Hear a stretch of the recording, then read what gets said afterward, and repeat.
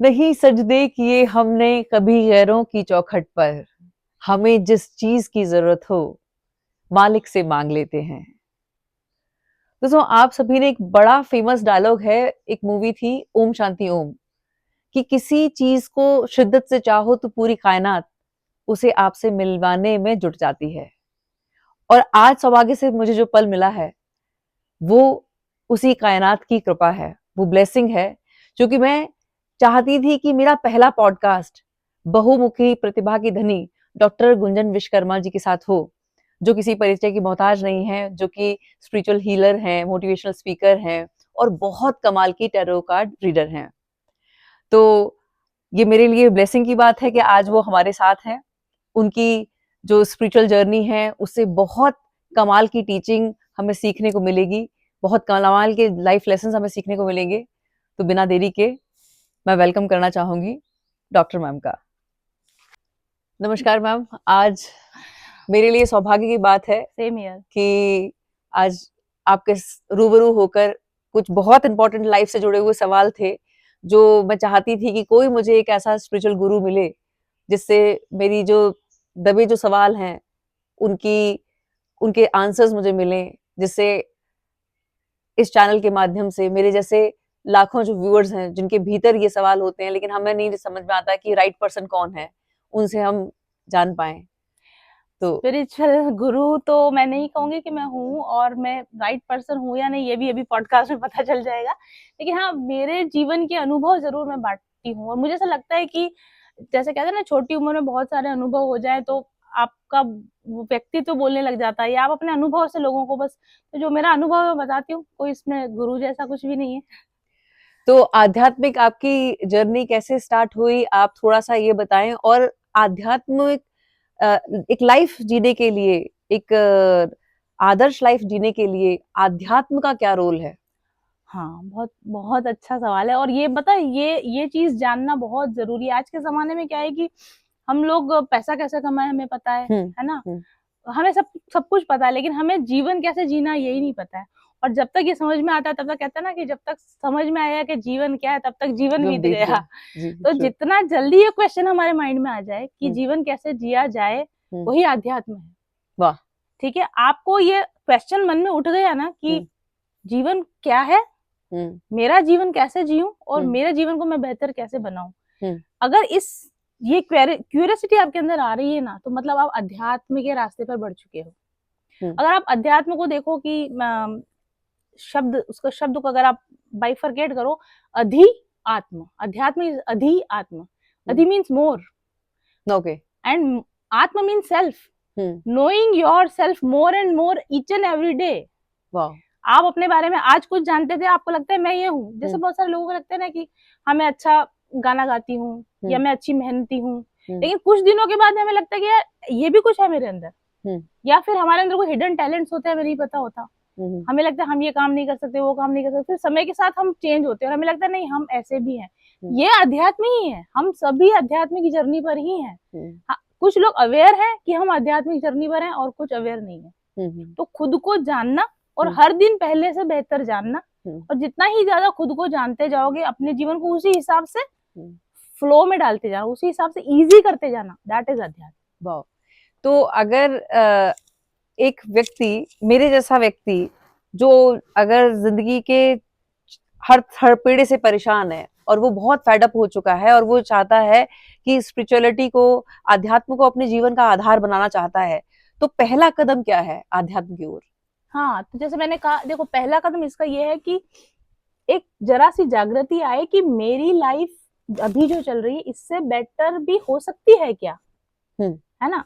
तो हमारे अंदर क्या होता है, एक दो चीजें मैंने आपको शायद कल भी बताई थी कि एक होता है विक्टिम मेंटालिटी, और एक तुम्हारी वजह से, हाँ, और एक होता है ब्लेम गेम।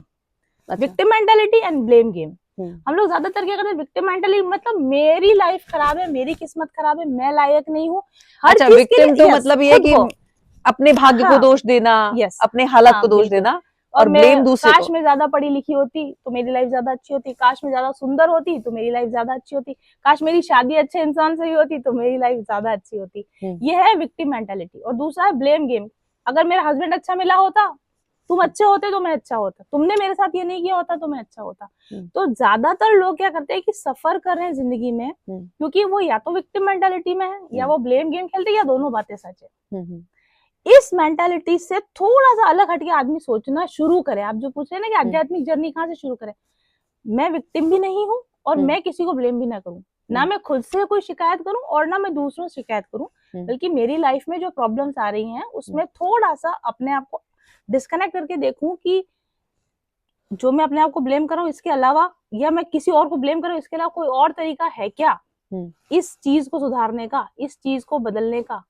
अगर आप इस मेंटालिटी में आ गए कि मेरी लाइफ में प्रॉब्लम है, मैं इसको एक्सेप्ट करता हूँ और अब मैं इसके सॉल्यूशंस को ढूंढना शुरू करता हूँ कि इससे बेटर क्या है, इससे और अधिक अच्छी लाइफ कैसे हो सकती है। ये शुरुआत होती है किसी भी इंसान की आध्यात्मिक जर्नी की। मैम यहाँ एक सवाल जो कि मैं बहुत एक कन्फेस करना चाहूंगी, बहुत सारे वीडियोस में अगर मैं फ्लैशबैक में जाऊं और अपने बहुत सारे वीडियोस को देखूं तो एक कॉमन सवाल आता है, और ये कहते हुए मुझे रोंगटे खड़े हो रहे हैं कि बहुत सारी फीमेल्स कहती हैं, इनफैक्ट बहुत सारे स्टूडेंट्स भी कहते हैं कि हमारा जो माहौल है घर का वो बहुत टॉक्सिक है। तो अब जैसे सपोज मैं और आप हैं, हम फ्रेंड्स की तरह हुए, आपने थोड़े दिन मुझे परखा और आपको लगा कि यार ये तो टॉक्सिक है, तो आप मुझसे तो किनारा कर सकते हैं क्योंकि हमें साथ में नहीं रहना है, आप कोई बहाना बनाएंगे और निकल लेंगे। लेकिन जब हम एक घर में रह रहे हैं, अगर कोई हमारा रिश्ते में पिता है, रिश्ते में बेटा है, रिश्ते में बहू है, रिश्ते में सास है, और सिचुएशन ऐसी है कि उस घर में ही रहना है, वो बहुत चैलेंजिंग सिचुएशन होती है। और मैं बचती आई हूँ क्योंकि इसका मेरे पास ना सॉल्यूशन है और ना जवाब है।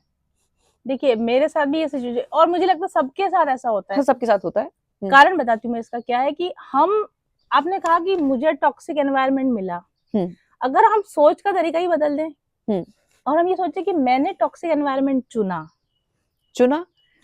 मैं चुनेगा कौन? क्यों चुनेगा?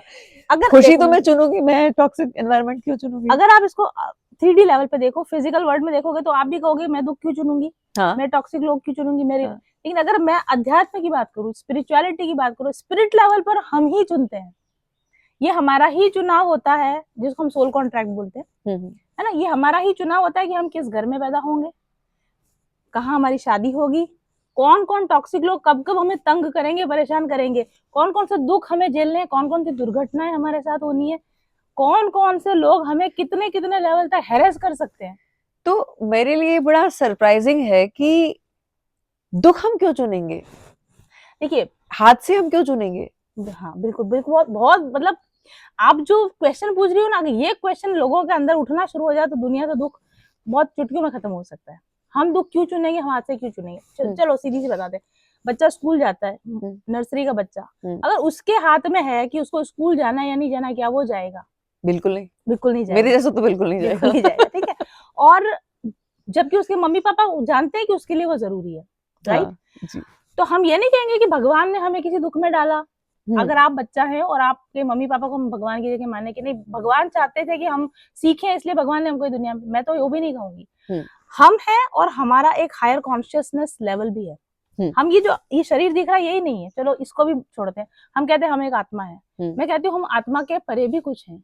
ये एक आत्मा, एक पीस जो इस बॉडी के अंदर है, और एक हायर कॉन्शियसनेस लेवल पर हम और भी हैं। यानी कि जैसे हमारे मदर या हमारे फादर हुए, वैसे हमारे हायर सेल्फ होते हैं, हमारे हायर कॉन्शियसनेस लेवल्स होते हैं। तो हमारे हायर कॉन्शियसनेस को पता है कि इसको इस समय पर ये लेसन सीखना है, या इसको ये इवोल्यूशन करना है, इस आत्मा को विकास करना है, या मुझे अपना खुद का विकास करना है, तो मुझे अपने आप को इस दुख में डालना पड़ेगा। जैसे कि बच्चा तो नहीं जाएगा स्कूल जाना, बिल्कुल नहीं, लेकिन पेरेंट्स तो उसको भेजेंगे फिर भी। तो वो बच्चे के लिए दुख हुआ कि सुख हुआ?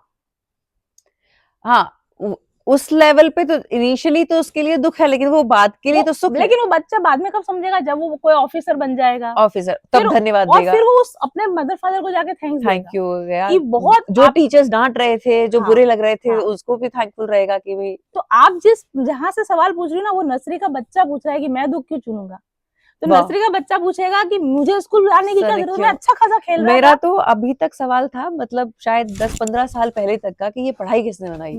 ये खुद तो पढ़ाई मतलब खुद पढ़ लेते हैं, हमारे लिए क्यों कंपल्सरी किया? लेकिन तो अब आज समझ हर बच्चा ये सोचता है कि यार हमको ये क्या एग्जाम क्यों है, लेकिन बहुत साल बाद उसको लगेगा, और वो भी अपने बच्चे के साथ वही करेगा, है ना, कि वो भी अपने बच्चों को, मेरे मम्मी पापा ने मुझे इस स्कूल में पढ़ाया, मैं इससे और हायर लेवल पे पढ़ाऊंगा, मेरे मम्मी पापा इतना स्ट्रिक्ट रहे तो मैं ये बना, तो अब मैं और अनुशासन में अपने बच्चे को डालूंगा। तो वही चीज हो रही है कि हमारी जो सोल है, जब हम हायर रियल में होते हैं, यानी जब हम अपनी कॉन्शियसनेस में होते हैं, तब हम डिसाइड करते हैं कि देखो मेरे को और इवॉल्व होना है, मुझे और कुछ अच्छा सीखना है, तो मुझे जाना पड़ेगा, मुझे इन दुखों, जिसको हम यहाँ दुख कह रहे हैं, ये चैलेंजेस हैं, यहाँ से लेसन लेने हैं, यहाँ से इवोल्यूशन होना है, तो हम चुनकर आते हैं।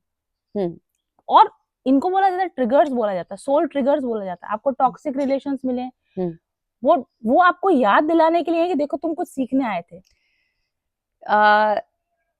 ये बहुत सुंदर बात है, क्योंकि अगर मैं फ्लैशबैक में अपने कुछ रिलेशंस की बात करूं, तो मेरा जो कॉन्फिडेंस था वो 0 था, और आज बहुत सारे तो हमारे व्यूअर्स हैं जो कहते हैं कि मैम आप में बहुत अच्छा कॉन्फिडेंस है, तो मैं थैंकफुल हूँ वही मैं आपको कहना चाह रही हूँ। जब आप मिड में थे, जब आप उन टॉक्सिक लोगों के साथ थे, लेकिन आप अवेयर नहीं थे, हाँ, जब आपकी समझ नहीं डेवलप थी, तो आपको वो लग रहा था मुझे यहाँ क्यों डाला। नहीं, मुझे तो ये भी लग रहा था, मुझे पता ही नहीं था कि कॉन्फिडेंस का क्या रोल होता है और कॉन्फिडेंस कहाँ जरूरी है, या उस समय आपको ये लग रहा था कि मैं इतनी बुरी कंडीशन में क्यों फंसी हूँ, और आज आप उन्हीं कंडीशन को कह रहे हो, व्हाट द बेटर कंडीशंस दे वर, कि वो और मुझे लगता है कि शायद मैंने नहीं अपने को बेहतर बनाया ही नहीं होता अगर वो सिचुएशन नहीं होती, कि मेरा वो कंफर्ट जोन था। वो आज आप इस पर्सपेक्टिव से, अब इसी से अगर आप सोचोगे, आपकी सोल इतनी इवॉल्व हो जाएगी, वहां ऊपर से बैठ के देखे कि अरे दीप्ति को तो इतने, इससे ज्यादा मिलता दुख, शायद ज्यादा मिलता। अब तो बच्चे पता क्या बोलते, मैं अपनी मदर के लिए आज भी बोलती हूँ कि मम्मी आपने हमको इतना स्ट्रिक्टली रखा तो हम इस लेवल पे आए, थोड़ा और स्ट्रिक्ट रख दिया होता यार प्लीज, तो हम और ऊंचे चले जाते। तो वही हम कहेंगे बाद में, जब इस जन्म को पूरा कर लेंगे, हम वापस अपने हायर रियल पे जाके, अरे इतने से चैलेंजेस लेकर गई थी, अरे यार नेक्स्ट टाइम ज्यादा लेके जाऊंगी, क्योंकि मुझे तो ज्यादा एक्सपीरियंस लेकर आना है। तो टॉक्सिक लोग, हम यहाँ से जब हम उस मिड में होते हैं, उस दुख के बीच में होते हैं, तो हमें लगता है ये टॉक्सिक है, ये खराब है, ये सिचुएशन चैलेंजिंग है, लेकिन वो हम ही चुनकर आए हैं। देखने की बात क्या है कि हमें वही कहा, ब्लेम नहीं लगाना कि ये पर्सन टॉक्सिक है। नहीं, अच्छा एक सिचुएशन लेते हैं, हमने ये मान लिया कि ये हम ही ने चुनी थी, बट अब अगर एक ऐसी परिस्थिति है, तब उससे डील कैसे किया? बस ये समझने की बात है। आपने अभी क्या किया पता है, आपने एक्सेप्ट किया कि चलो मान लेते हैं कि चीजें टॉक्सिक हैं।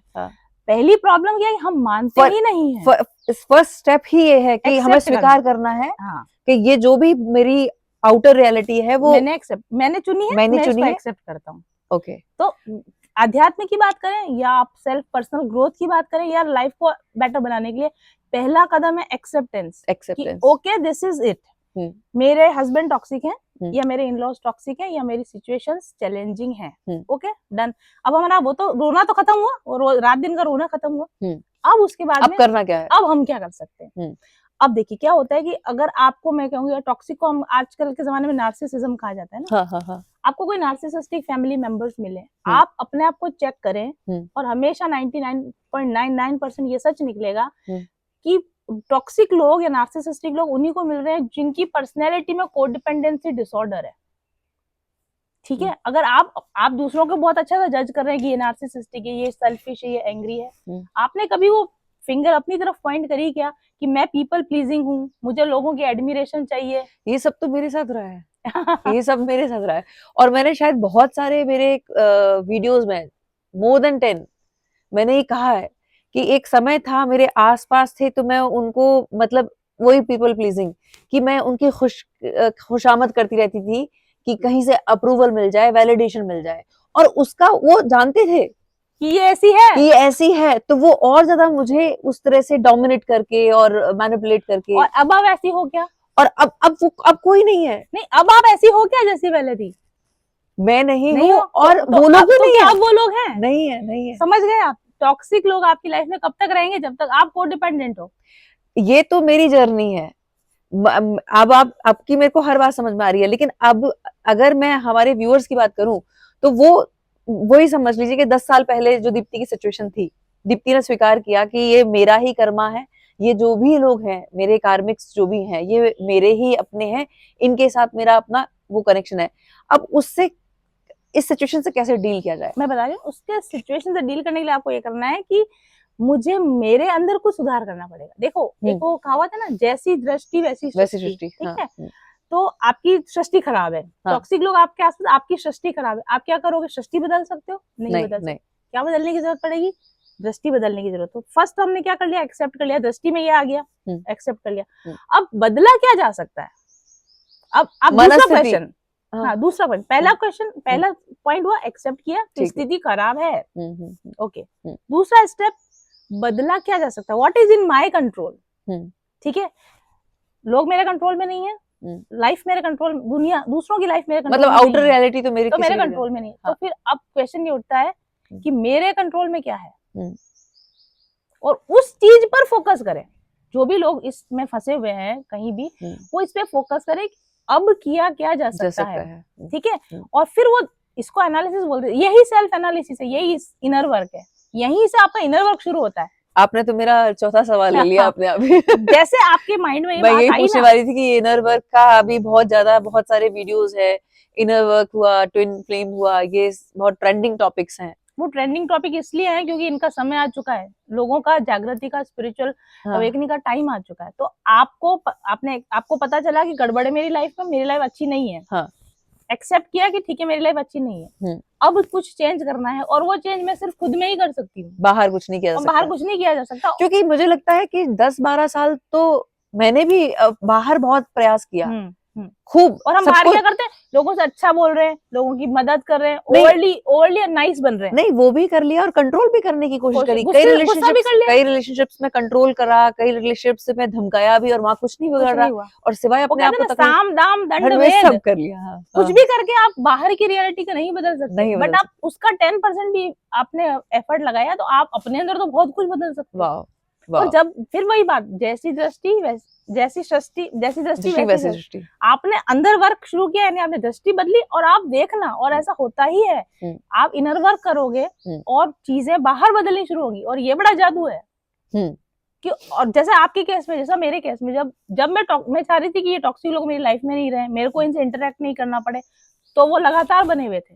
लेकिन मैंने जब खुद पे फोकस किया कि मेरी कोडिपेंडेंसी की वजह से हो रहा है, मेरे पीपल प्लीजिंग की वजह से हो रहा है, मेरे ओवर गिविंग की वजह से हो रहा है, मैंने उन चीजों को ठीक करना शुरू किया, ऑटोमेटिकली दो चीजें होंगी, या तो वो लोग आपकी लाइफ छोड़ के चले जाएंगे, डिसअपियर हो जाएंगे, या वो आपके प्रति अपने बिहेवियर को बदल लेंगे, इसके साथ अब वो ओल्ड वाला प्रोग्राम नहीं चल सकता, या तो इसके साथ अगर बने रहना है तो फिर हमको इसके अकॉर्डिंग चलना पड़ेगा, नहीं तो इसकी लाइफ से जाने को तैयार हो जाओ। दो ही सिचुएशन बनती है, या तो आप वॉक अवे कर जाते हो, या वो वॉक अवे कर जाते हैं, या आप दोनों मिलकर एक कॉमन प्लेटफॉर्म पे आ जाते हो कि चलो तुम भी और हम भी, और दोनों हैं आमने सामने और चलते रहेंगे। बहुत गहरी बात है। तो अब इसमें आप मुझे ये बताएं कि जैसे अभी डिवोर्स रेट भी बहुत ज्यादा बढ़ा है, तो आपको क्या लगता है कि ये किस लेवल पे कहाँ से शुरू होना चाहिए, कहाँ खत्म होना चाहिए? मतलब कई बार बहुत ज्यादा बुरी स्थिति हो जाती है कि जिसमें एक दूसरे पे आक्षेप हैं, और फिर वो उनसे अगर जुड़े हुए बच्चे हैं तो उनकी अपब्रिंगिंग भी, और फिर वही चाइल्डहुड ट्रॉमा आ गया, फिर वही सब चीजें हैं, चाइल्डहुड वुंड्स एंड ट्रॉमा और वुंड्स दोनों एक ही चीज है ऑलमोस्ट। तो फिर ये इनर वर्क की अगर हम बात करें तो हर व्यक्ति को इनर वर्क करना है, या स्पेसिफिक जो केवल इस तरह की सिचुएशन में है?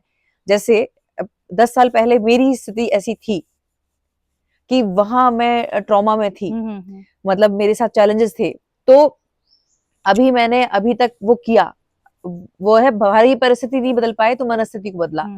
तो जो लोग बहुत अच्छी लेविश लाइफ जी रहे हैं, सब कुछ उनकी जिंदगी में अच्छा चल रहा है, तो क्या उन्हें इनर वर्क नहीं करना चाहिए, या सबको करना चाहिए? मुझे अब इनर वर्क क्या है, एक्चुअल में क्या है इनर वर्क? पहले बात का जवाब देती हूँ।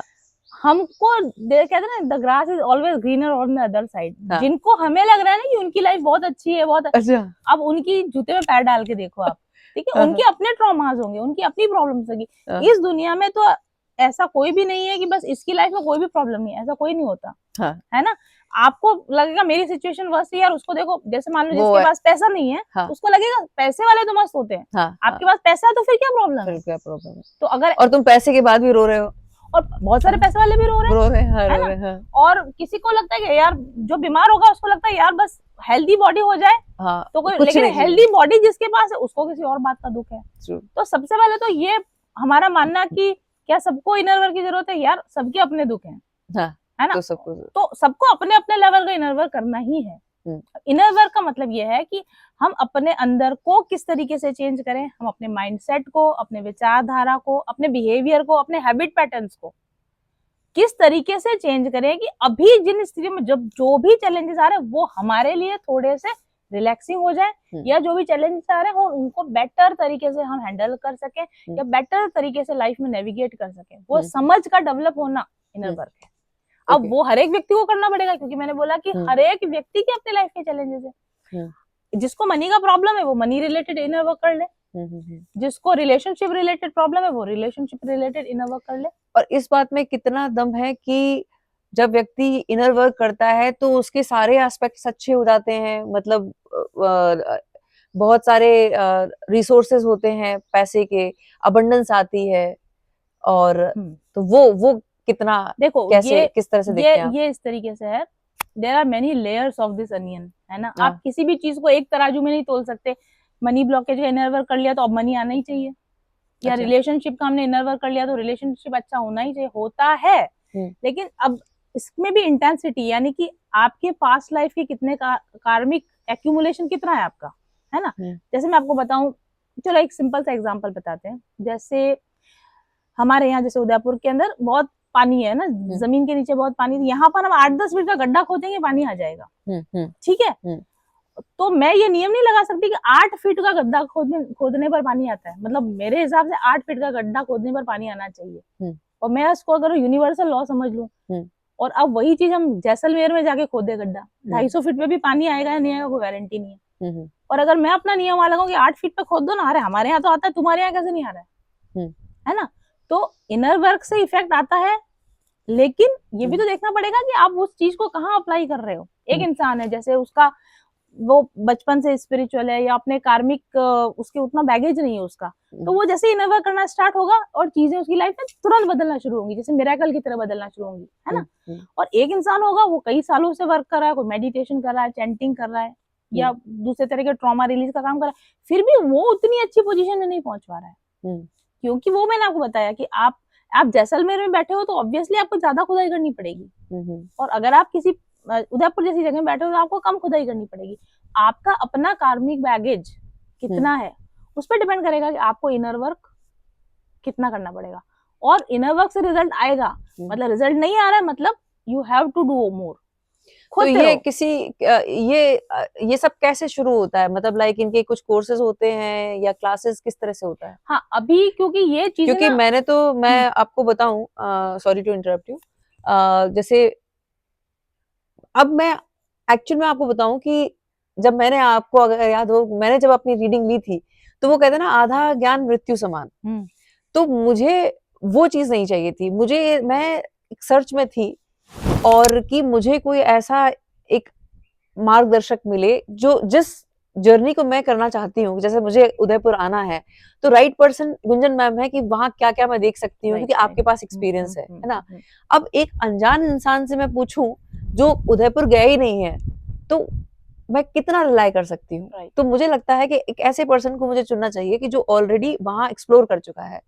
तो आपको कांटेक्ट करने का मतलब और आपसे जुड़ने का एक मतलब था, एक तो ये होता है कि जैसे अगर मैं मेरे चैनल की भी बात करूं या आपकी भी चैनल की बात करूं, और मैं ब्लेस्ड हूं कि मुझे उसका प्यार मिल रहा है जिसके खुद के चाहने वाले लाखों हैं, तो मैं बहुत ब्लेस्ड हूं कि आज मुझे आपसे जो अनकंडीशनल लव मिल रहा है।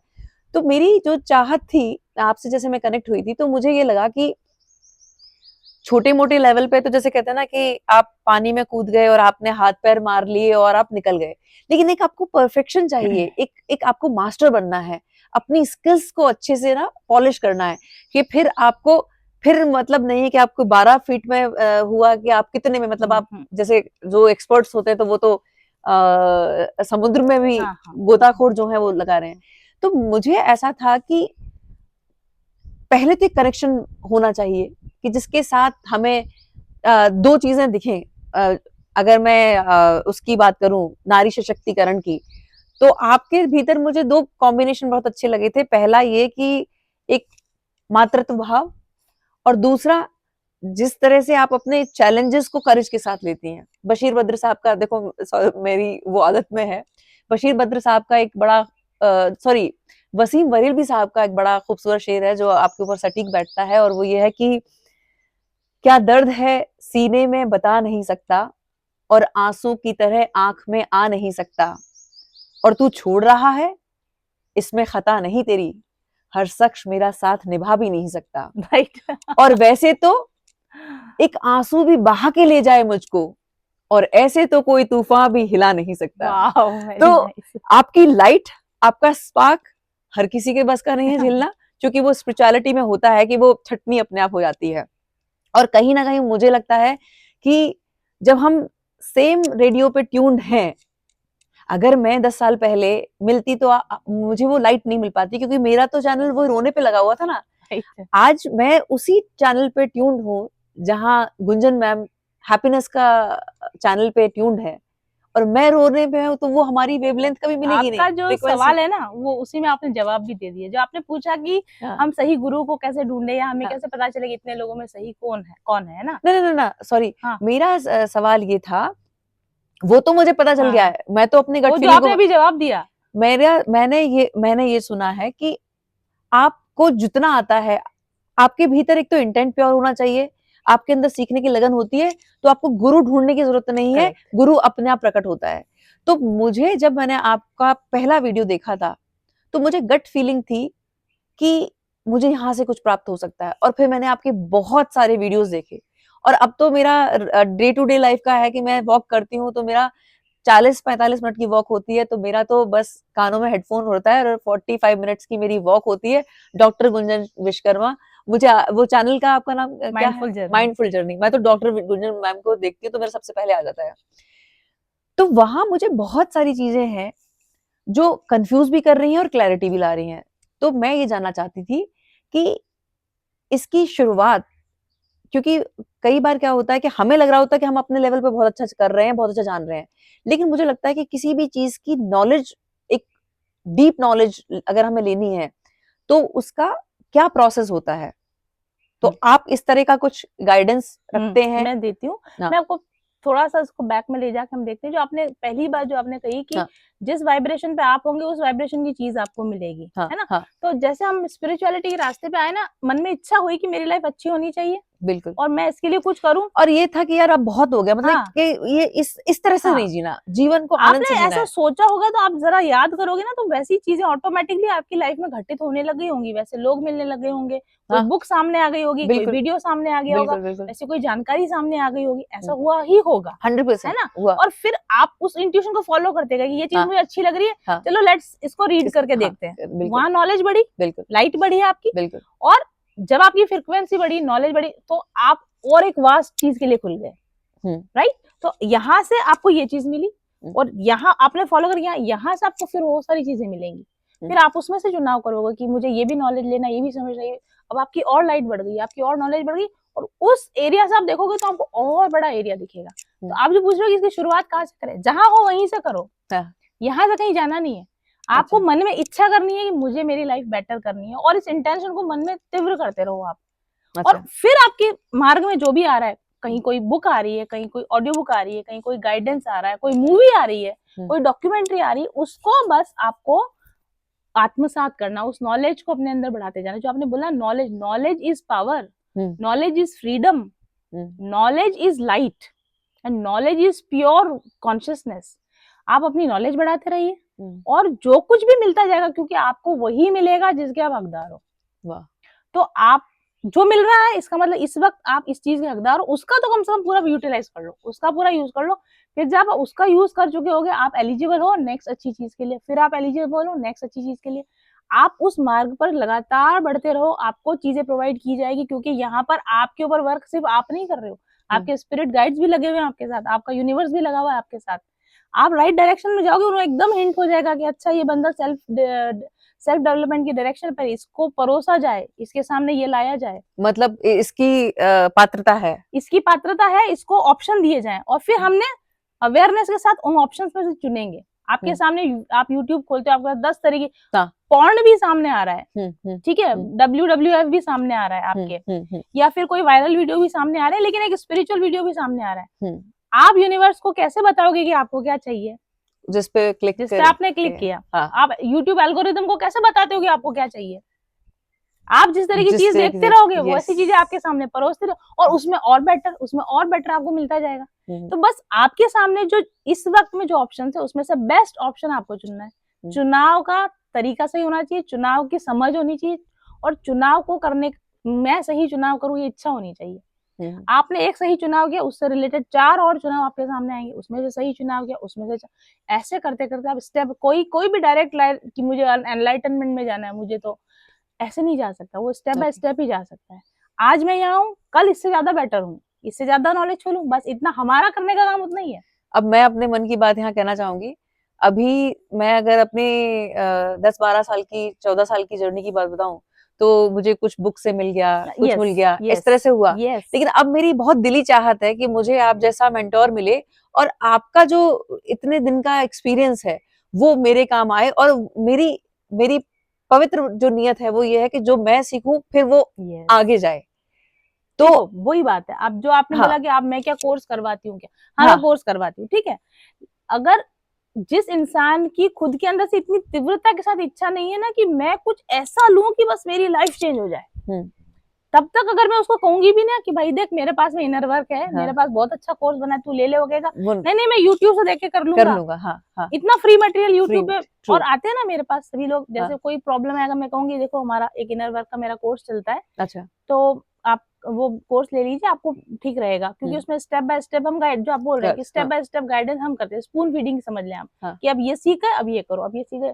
लेकिन फिर वो लोग कहेंगे कितने की फीस है? अच्छा मैम, तो ये तो यूट्यूब पे भी मिल जाएगा। मैं कहती हूँ हाँ बिल्कुल मिलेगा, यूट्यूब पे सब कुछ है, गूगल पे सब कुछ है, लाइब्रेरीज में सब कुछ है। यूट्यूब पे तो आजकल ड्राइविंग भी सिखा रहे हैं वाकई।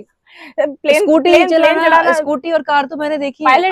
आप यकीन नहीं माने, आप भी, एक हमारे यहाँ पर बाई जी थी, तो उन्होंने बताया था कि मेरी बेटी ने स्कूटी सीख ली है। तो मैंने कहा चलो बहुत बढ़िया है। तो मुझे लगा था कि शायद वो अब, तो उन्होंने बताया कि यूट्यूब से सीख ली है पूरी। तो अब मैं उनको नहीं बता सकती थी ये बात, लेकिन मेरे लिए सरप्राइज था। फिर मैंने गूगल किया, वो सॉरी मैंने बाकायदा चेक किया कि क्या वाकई सिखा रहे हैं, और स्कूटी सिखाई जा रही थी। मैं इस बात में कहूंगी, ऐसा नहीं, यूट्यूब पे बहुत अच्छा मटेरियल है, क्योंकि बहुत अच्छे क्रिएटर्स नहीं, मैं तो थैंकफुल हूँ, मुझे तो आप ही यूट्यूब से याद मैं खुद बहुत ग्रेटफुल हूँ कि मतलब ऐसे बहुत अच्छे क्रिएटर्स हैं, ऐसे बहुत अच्छे लोग हैं जो बहुत अच्छा मटेरियल दे रहे हैं। प्रॉब्लम क्या है? प्रॉब्लम ये नहीं कि वो मटेरियल अवेलेबल नहीं, अथाह समुद्र है, अनगिनत बिलियंस एंड बिलियंस ऑफ वहाँ पे डेटा है, नॉलेज है। आपको क्या चाहिए? वो राइट इन्फॉर्मेशन ढूंढते ढूंढते आपका टाइम वेस्ट हो जाएगा। हाँ, और आप डिस्ट्रैक्ट होने ही वाले हो। बहुत सुंदर है ना, आप डिस्ट्रैक्ट होने ही वाले हो 100%। तो जो बिल्कुल ये, और कई बार फिर वो इंटरेस्ट भी हट जाता है, वही जो कि मजा नहीं आ रहा कि मैं तो कुछ और लेने आया था यहाँ तो। और फिर आप क्लिक करोगे, शॉर्ट सामने आ गया, फिर आप कोई आलिया भट्ट का वीडियो वो देखने लग गए, फिर आप रणबीर कपूर का देखने लग गए, डिस्ट्रैक्शन। तो मैं ये बिल्कुल नहीं कह रही कि यूट्यूब पे अच्छा मटेरियल नहीं है, या आपको फ्री मटेरियल अवेलेबल नहीं होता है, और बहुत अच्छा मटेरियल है। लेकिन वो चुनाव की क्षमता और वो एक सिंगल माइंडेडनेस के साथ अगर जो कर सकता है वो कर सकता है। लेकिन अगर आपको ऐसा लगता है कि यार कोई ऐसा हो जो मुझे सीधा बता देना कि क्या करना है, मुझे इतना झमेला ना लेना पड़े, ऐसे लोग फिर आते हैं मेरे पास, वो भटक भटक के आते हैं, वो सब तरह से भटक के भी बोलते हैं कि आप कोई कोर्स की बात कर रहे थे ना, तो वो क्या है। अच्छा, तो मैं खुद बल्कि उनको बोल देती हूँ एक काम करो, आप जाओ ढूंढो, सर्च करो। अच्छा, अगर बहुत अच्छा मिल जाता, आप नेविगेट कर सकते हो तो बहुत अच्छी, वेल एंड गुड। नहीं कर सको तो फिर मैं बैठी हूँ, फिर आना मेरे पास में। बहुत बढ़िया। अच्छा मैम, अब कुछ ऐसा जो इस पॉइंट पे लगता है कि हमारे लिए एक बहुत अच्छा मैसेज हो सकता है इस पॉडकास्ट के माध्यम से, तो वो प्लीज आप दें।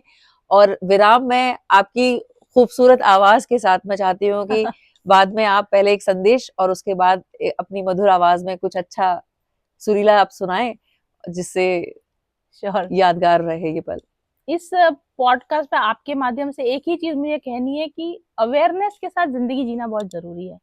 आप जो भी जिंदगी जी रहे हैं ना, थोड़ा सा अवेयर होए कि मेरी लाइफ में चल क्या रहा है। एक रोबोट की तरह, एक ऑटो पायलट पे चल रहे हैं, लोगों की लाइफ ऑटो पायलट पे चल रही है। थोड़ा सा अपने लिए जागृति लाएं कि मैं जो कर रहा हूँ, मैं जो चल रहा हूँ, क्या मैं लोगों के इन्फ्लुएंस की वजह से कर रहा हूँ, समाज के दबाव में आके कर रहा हूँ, फैमिली के दबाव में आके कर रहा हूँ, या ये मेरा अपना मेरे अंदर की आवाज है, ये मेरे दिल की आवाज है ना। हम लोग क्या है कि दुनिया के शोर में और दिमाग में, हमारे जो दिमाग में इतना कुछ चल रहा है, दिल की आवाज को दबा देते हैं।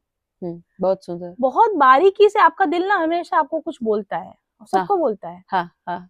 लेकिन वो उसकी आवाज कहीं ना कहीं दब गई है दुनिया के शोर में, दिमाग के शायद क्योंकि हमने उसको वैल्यू भी नहीं दी उस आवाज को। जब हम किसी चीज को वैल्यू नहीं देते तो फिर वो बेचारा क्या करेगा। इसीलिए कहते हैं कि उसका ज़मीर मर चुका है, क्योंकि वो अंतरात्मा की आवाज ने, बाहर का शोर इतना हो गया। दिल की आवाज सुनना शुरू करें, और दिल की आवाज सुनेंगे कैसे? ये सुनते तो मैं तो दिल की आवाज सुन रही हूँ, इसीलिए आज मेरा सौभाग्य है आपके साथ मैं भी दिल की आवाज सुन के आज यहाँ हम जो बैठे हैं वो दिल की आवाज सुन के ही बैठे। और आप एक चीज देखिए कि दिसंबर के एंड में, और मैं तो इस चीज को भी विटनेस करती हूँ कि दिसंबर एंड में जब मेरा यहाँ आने का प्लान था, तो इमेजिन कीजिए मैं अपने ऑफिशियल काम से आ रही थी, तो वो मुलाकात मेरी फॉर्मल होती, आपसे मुझे समय मिलता, हाफ एन आवर 1 घंटे का टाइम मिलता और मैं चली जाती। बट ये जो 2 महीने का समय मिला है, 3 महीने का जो समय मिला है, वो मैं और बेहतर से जान पाई, और वो एक और अच्छा कनेक्शन है। तो वो उतना ही एक नेचुरल जो जर्नी है, जहाँ तो मुझे उस समय आपने रेजिस्ट नहीं किया ना, आपने कहा कि ओके है ना। हाँ, मुझे तो ये विश्वास था कि एक तो दिल की आवाज, हाँ, और मुझे था कि मेरे मन का नहीं हुआ तो इससे कुछ और अच्छा है। और आप देखिए कि आज मुझे आपके साथ कितना खूबसूरत 2-3 दिन का समय मेरे आपके साथ है, तो कितना मुझे नॉलेज मिलने वाला है। मैं तो आई एम सुपर एक्साइटेड। तो देखो, दिल की आवाज सुनने, अब सुने कैसे? प्रॉब्लम ये है ना कि दिल की आवाज क्या और दिमाग की आवाज क्या और लोगों की आवाज क्या। तो क्या चीज करने में बहुत खुशी मिल रही है, क्या चीज करने में इनर पीस मिल रही है, शांति का अनुभव हो रहा है, और जिसमें मुझे लगता है कि मैंने कर लिया, मैं सेटिस्फाई, मुझे किसी और को सेटिस्फाई करने के लिए नहीं करना। तो आजकल तो यूथ पूरे दिन रील देख रहा है, तो वो, क्योंकि देखो, दिल की आवाज सुनने के लिए आप मोबाइल ओपन करके दिल की आवाज नहीं आएगी।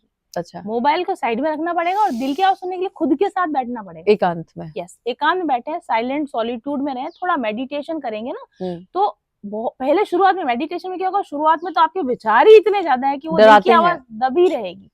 धीरे धीरे मेडिटेट करके वो विचारों को हम शांत करेंगे, तब हमारे दिल की वो जो फुसफुसाहट है ना, वो सुनाई देगी कि मेरा दिल क्या कह रहा है। और फिर वो आपको लगेगा कि मैं ऐसा नहीं करके ऐसा करूं तो, और फिर वो करने से अगर आपको खुशी मिल रही है, वो करने से आपको सेटिस्फाई। अच्छा, आप बताओ, रील्स देख रहे हैं, रील्स देख रहे हैं, तो क्या ये यूथ आपको खुश नजर आता है, सेटिस्फाई नजर आता है?